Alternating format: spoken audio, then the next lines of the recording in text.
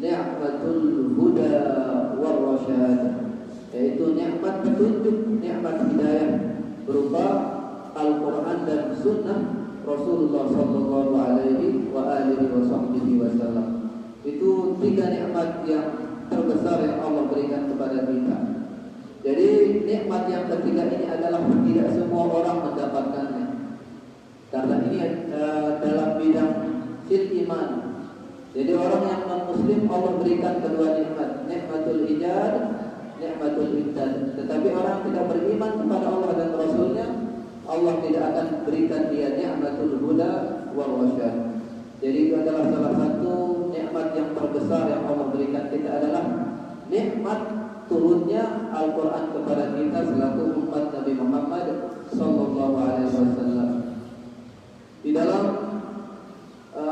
satu kajian bahwa para ulama mengatakan kullu syai'in yartabit bil Quran asbah yusbihu azim. Segala sesuatu yang berkaitan dengan Al-Quran, yaitu termasuk nikmat yang ketiga ini, nikmatul huda wal rasyad. Jadi Al-Quran yang kita baca sekarang itu termasuk nikmat Allah yang Allah berikan kepada kita. Jadi kullu syai'in yartabit bil Quran yusbihu azim.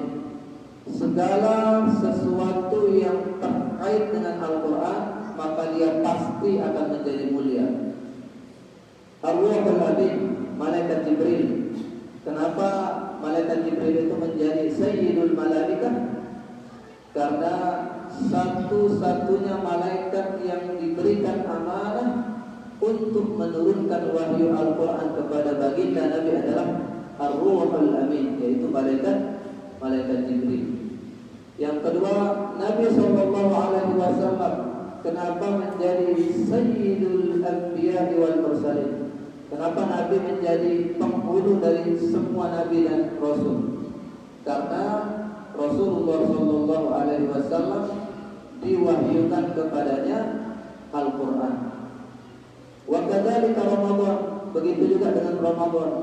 Ramadan ini menjadi mulia, mohon maaf, bukan karena puasa kita ya.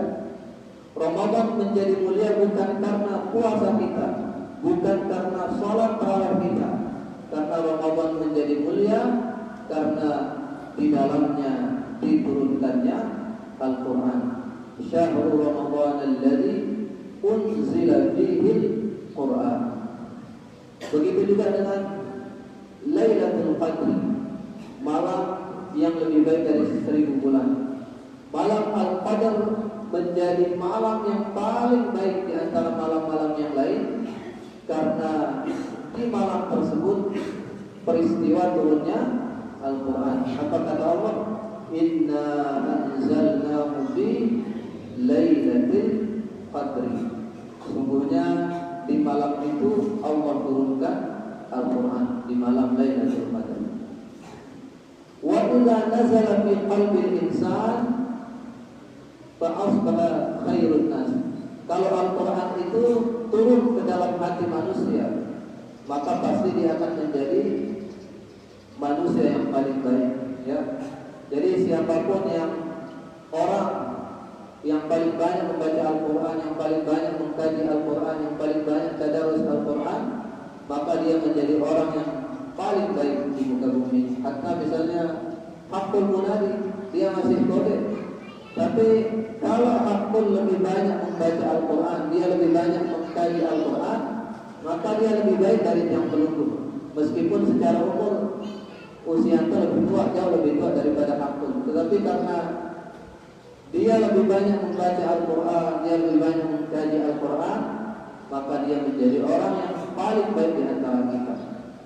Itu jadi segala sesuatu yang terkait dengan Al-Quran maka menjadi mulia dia. Bahkan kalau kita baca kitab fikih misalnya, di dalam kalau kita membuat sebuah almari khusus seperti yang ditaruh di pojok ini. Jadi kalau kita membuat satu almari atau rak khusus untuk menaruh Al-Quran, di dalam kitab Al-Iqna oleh Imam Abi Syuja'i, Al-Iqna fi Halli Al-Fawzi Abi Syuja', dikatakan di dalam mazhab Syafi'i bahwa kalau kita membuat almari khusus untuk menaruh Al-Quran, maka dia tidak boleh disentuh kecuali dengan berwudu. Almari khusus. Jadi reman yang kita pakai untuk membaca Al-Quran setiap hari itu tidak boleh kita sentuh kecuali dengan berwudu. Itu dalam mazhab Syafi'i. Kenapa?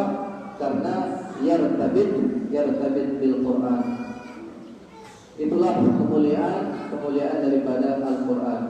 Jadi orang yang paling baik adalah orang yang paling banyak membaca Al-Quran, orang yang paling paham dengan isi kandungan Al-Quran.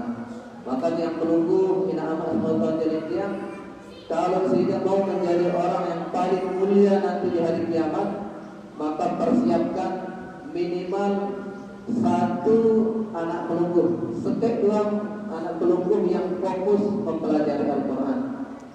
Karena apa kata Nabi Sallallahu Alaihi Wasallam?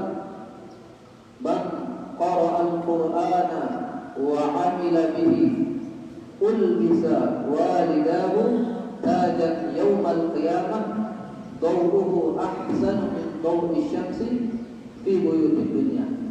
Barang siapa yang membaca Al-Quran, mengamalkan Al-Quran, maka nanti pada hari kiamat, yaumala la zilla illa zilluh, di hari kiamat ini tidak ada naungan kecuali naungan Allah Subhanahu wa taala. Maka ada juga yang memberikan kita syafaat. Siapa? Yaumala la zilla illa zilluh, yaitu ketika ada anak kita yang menghafal Al-Quran, ada satu anak kita yang sering membaca Al-Quran, maka nanti pada hari kiamat orang tuanya ulbisa walidahu tajan yaumal qiyamah. Nanti orang tuanya pada hari kiamat akan dipakaikan mahkota kebesaran disebabkan anaknya yang mempelajari Al-Quran.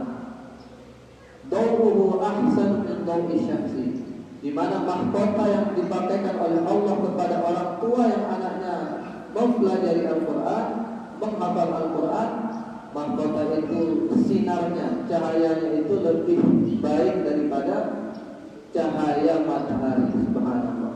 Jadi silakan kalau ada anak, misalnya 10 anak pelunggu, sisakan atau siapkan 1 saja yang khusus fokus membaca Al-Quran atau mempelajari Al-Quran. Jadi silakan yang lain belajar di luar negeri, silakan belajar di Amerika, belajar di Eropa atau di manapun, tetapi jangan lupa untuk menyiapkan 1 keturunan kita untuk fokus membaca Al-Quran. Jadi itulah salah satu di antara fadilah keutamaan kita mengkaji dan mempelajari Al-Quran.